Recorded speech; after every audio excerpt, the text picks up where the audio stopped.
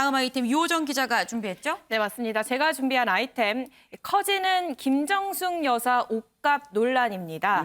지난주 내내 온라인을 중심으로 이 김정숙 여사의 옷값 등 의전 비용을 관련한 의혹 제기와 논란이 이어졌는데요. 네. 결국 이 논란이 이어지자 오늘 조금 전에 청와대가 입장을 냈습니다. 네. 발단은 뭔지, 어떤 문제가 거론됐는지 또 청와대 입장까지 좀 짚어보려고 합니다. 네, 좋습니다. 지금 좀 차근차근 이 처음부터 좀 짚어보죠. 이 처음에 이 논란이 어떻게 해서 시작이 된 거예요? 네, 시계를 4년 전으로 돌려야 하는데요. 네. 지난 2018년 한 시민단체가 이 대통령의 특활비와 함께 김정숙 여사의 옷값, 의전 비용에 대해서 정보 공개 청구를 합니다. 그런데 청와대가 이 국가안보 등 민감한 사안이 포함되어 있다며 정보 공개를 거부했고 결국 행정소송으로 이어지는데요. 네. 최근 1심 판결에서 개인정보를 제외하고 공개하라라는 결정이 나왔는데 청와대에서 여기에 불복해서 항소를 제기한 상황입니다. 이 적법 절차에 따라 항소는 할 수 있지만 문제는 대통령 임기가 얼마 남지 않았다는 건데요. 네. 확정 판결이 나오기 전에 대통령 임기가 끝나면 이 관련 기록이 법에 따라서 15년간 비공개되기 때문입니다. 대통령 기록물이죠. 네, 결국 법원 판결이 나오더라도 15년 동안 못 보는 건 아니냐라는 반발이 나오고 있는 상황이고요. 네. 영부인이 사실 우리나라를 대표해서 공식 석상에 서게 되는데 단정한 옷차림, 격에 맞는 옷차림 필요할 수 있습니다. 뭐 패션 외교라는 말도 있잖아요. 그런데 이 대통령 부인 의전에 대한 명확한 규정이 없더라고요. 네. 그래서 개인 판단에 따라서 좀 설왕설래가 오고 가고 있는 상황에서 청와대에서 이 특활비 비공개 방침을 내리다 보니 온라인상에서 좀 더 불이 붙는 상황이었습니다.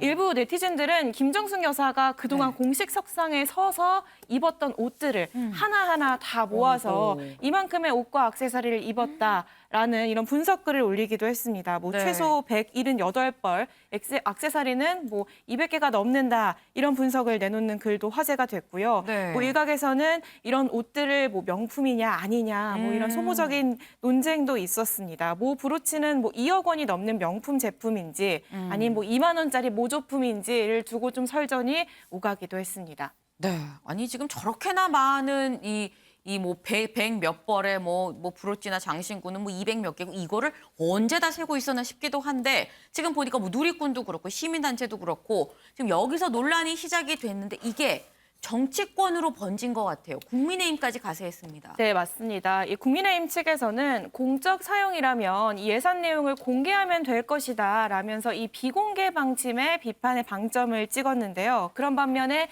여권 성향의 방송인 김어준 씨는 김 여사는 사치를 하지 않는다. 지금 이 같은 보도와 논란은 논두렁 시즌2 간보기라면서 엄호에 나섰습니다. 양쪽 입장을 함께 들어보시죠.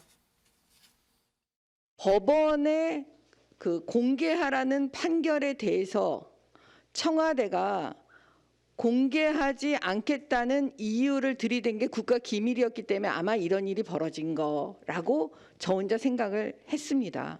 문재인 대통령께서 2015년 당시 새정치민주연합 대표 시절에 하셨던 말씀이에요. 지금까지 막대한 특수활동비가 제대로 된 예산 심사 없이 사후 감독 없이 그렇게 마구 지출돼 왔지 않습니까? 이렇게 얘기하셨어요. 그다음에 문재인 정부 처음 들어서면서 청와대와 민주당이 늘 하셨던 말씀입니다. 모든 정보를 투명하게 공개하겠다. 이렇게 국민들께 약속하셨어요. 정답은 바로 여기에 있습니다. 투명하게 공개해 주셨으면 합니다.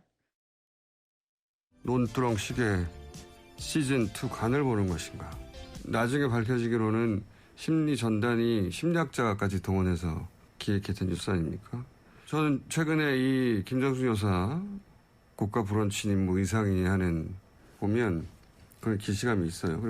문재인 정부는 출범 초기부터 김 여사의 의류 등은 예외 없이 김 여사 개인 카드로 그러니까 사비로 구매하는 걸로 원칙을 세워뒀습니다. 당장 당선자가 검찰총장 시절 쓴 147억의 특활비도 공개 안 했지 않습니까? 무려 147억인데. 네, 사실 이전 정부, 그러니까 박근혜 정부 당시에 이 특활비 문제가 굉장히 문제가 됐습니다. 관련해서 네. 박 전 대통령의 뭐 의료기육 구입비 이런 것도 문제가 됐었는데요. 이 정미경 이 국민의힘 최고위원은 그렇기 때문에 문재인 정부가 출범할 때 투명하게 공개하겠다라고 얘기를 했는데 왜 공개를 하지 못하냐라면서 이 비공개 방침에 좀 비판 초점을 맞췄고요. 네. 그런 반면에 방송인 김어준 씨는 이 박근혜 정부 말기 이런 것들이 워낙 크게 문제가 됐기 때문에 문재인 정부 취임 초기부터 의류는 김 여사 개인 카드로 구매하는 걸 원칙으로 했다라고 얘기를 했습니다. 그러면서 이런 식으로 언론 플레이할 것이 아니라 모든 공조직 특활비를 공개하는 뭐 법안을 발의하면 된다라는 얘기를 하기도 했는데요. 뭐 이렇게 정치권까지 설전이 오가는 상황이 오다 보니 네. 오늘 조금 전에 청와대가 공식 입장을 밝혔습니다. 네. 굉장히 기자들 사이에서도 이례적이다. 왜 발표하게 됐냐 그 네, 배경을 네. 묻는 질문도 나왔는데요. 일단 청와대는 임기 중 대통령 배우자로서 의료 구입 목적으로 특활비 등 국가 예산을 편성해 사용한 적이 없고 네. 모두 다 사비를 부담했다라고 밝혔습니다. 또 네. 순방 의정과 국빈 행사 등 지원받은 의상은 기증하거나 반납했다라고 설명을 했고요. 그러면서 영부인으로서 외교 활동을 위한 의전 비용은 행사 부대 비용으로 엄격한 절차에 따라 필요 최소한 수준에서 예산을 일부 지원하고 있다라고 했습니다.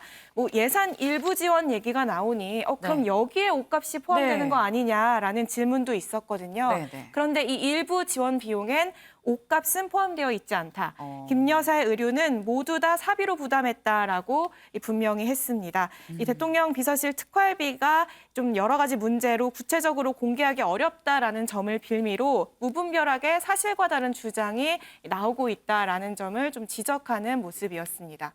네.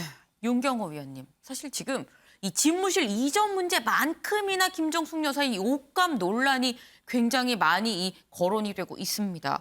그런데 글쎄요, 이 옷값이 이렇게나 이슈가 돼야 할 일인가 하는 생각이 들기도 하고요. 바로- 청와대도 좀 빨리 좀 얘기를 하지 늦게 얘기해서 논란을 키운 걸까 하는 생각이 들기도 하고요. 어떻게 보세요? 저도 그게 아쉽습니다. 이렇게 사비로 구입을 했다라고 얘기를 처음부터 했으면 네. 왜 거짓말하느냐. 만약 이렇게 또 공격을 했다면 그건 또 별도의 문제죠. 거짓말을 하는 건지 입증해봐야 못하는 해야 되는 문제가 있으니까. 그러나 이번 사안은 사실 여러 가지 복합적으로 뭔가를 좀 담고 있다.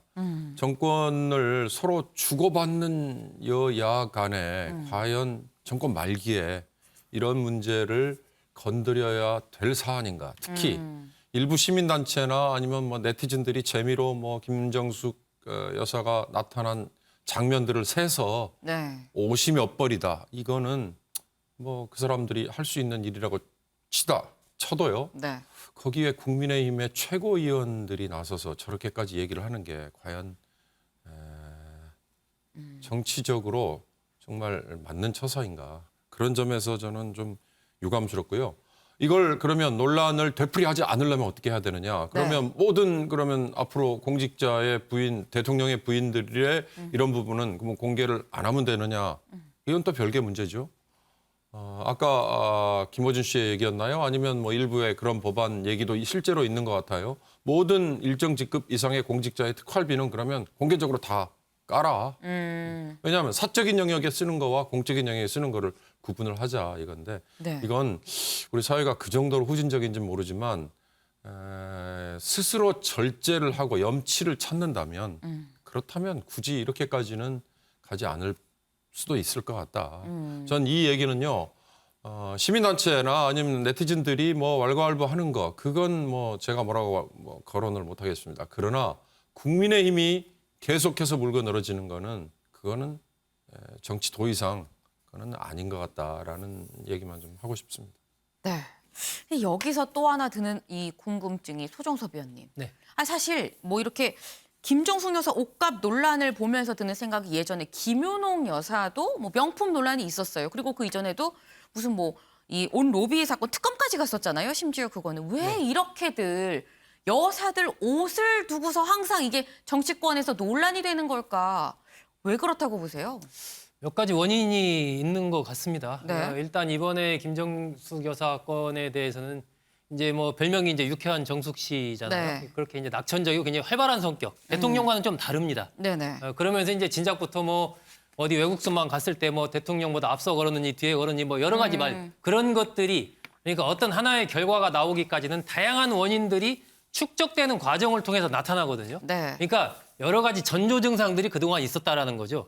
그런 측면에서 이제 어떤 이 옷값이라는 부분이 이번 같은 경우는 특별히 좀 더 부각되는 측면이 있는 것 같다. 그래서 아마 시민단체도 그 부분에 좀 주목을 한 것 같고요. 아, 유독 이 눈에 보이는 인물이기 때문에 더 그런 것 같다. 상대적인 주목도가 좀 컸다라는 네네. 얘기죠. 그리고 이제 기본적으로는 과거 사례 등등을 쭉 통해서 보면 대통령은 이제 기본 주목을 계속해서 받는 것이고 네. 상대적으로 영부인의 경우에 뭐 어떤 옷을 입었고 어떤 가방을 들었고 브로치를 뭐 했고 이것이 하나의 이제 정치적인 상징도 되지만 또 일반 대중들의 관심사이기도 합니다. 네. 그런 측면이 있고요. 두 번째는 이제 하나의 어떤 로비의 창구로 과거의 사례 보면 약간 비슷하게 되는 그런 경우들이 있었죠. 고가의 핸드백을 이렇게 선물을 한 그런 경우들이 드러난 경우들도 있었지 않습니까? 네, 네. 그런 경우들이 있었고 이 세 번째 경우 같은 경우는 우리나라가 이제 대통령제다 보니까 어쨌든 이 대통령의 권력이라는 것이 막강하지 않습니까? 그렇죠. 그래서 대통령의 측근 누구냐, 문고리 권력이 누구냐 이런 거에 대해서 굉장히 이제 언론에서도 관심을 갖고 그 사람에 대해서도 관심을 갖잖아요. 네. 그런 측면에서 봤을 때 이 막강한 권력을 갖고 있는 대통령에 누가 가장 가까이 있느냐라는 아, 측면에서 대통령의 배우자. 관심이 라는 가는 존재가 인물이네요. 하나 이제 권력적인 측면에서도 주목을 받는 것이죠. 그러다 보니까 이 배우자의 여러 가지 행동, 배우자의 옷이라든지 뭐 머리 모양 또 영향력 어떤 부분에서 인사에서의 영향력 이런 부분에 대해서 계속 미디어에서도 관심 갖고 취재도 하고 보도도 하려고 하는 게 어떤 그 대통령 우리나라에서의 절대적인 권력에 가장 가까운 곳에 있기 때문이거든요. 그러한 여러 가지 원인들이 우리 정치사에서도 이제 배우자들과 관련된 그러한 때로는 사건으로, 때로는 관심사로 표출이 됐었고 이번 김정숙 여사의 옷값 같은 경우는 이런 것에 더 플러스해서 아까 제가 말씀드린 대로 이제 굉장히 활발하고 낙천적인 이제 그런 성격으로 이제 알려지면서 진작부터 좀 주목을 받아온 이런 측면 등등이 이제 더 해져서 좀 더 관심사가 좀 커진 것 아닌가 하는 생각이 드는데요. 일단 청와대에서는 글쎄요, 이 특활비 보는 부분은 뭐 문 대통령도 발표를 과거부터 공개하겠다고 했으니까 앞으로 네. 윤석열 당선인은 조금 더 이런 부분에 대해서 좀 과감하게 공개하는 것도 좀 필요하지 않나 싶습니다. 네, 소정섭 의원이 다각적인 분석을 주셨습니다. 그럼 오늘의 탑 기사를 좀 정해볼까요? 일단 오늘의 탑 기사, 장애인 단체에 지금 시위를 두고서 정치권의 갑론을박이 이어지고 있습니다. 우리 사회가 장애인에 대해서 평소 얼마나 신경을 써왔는지도 이번에 드러나지 않았나 하는 생각이 드는데요. 그런 의미에서 오늘 탑 기사, 장애인 지하철 시위 두고 엇갈린 이 반응을 다룬 이준석 대표의 얘기로 좀 정해보겠습니다.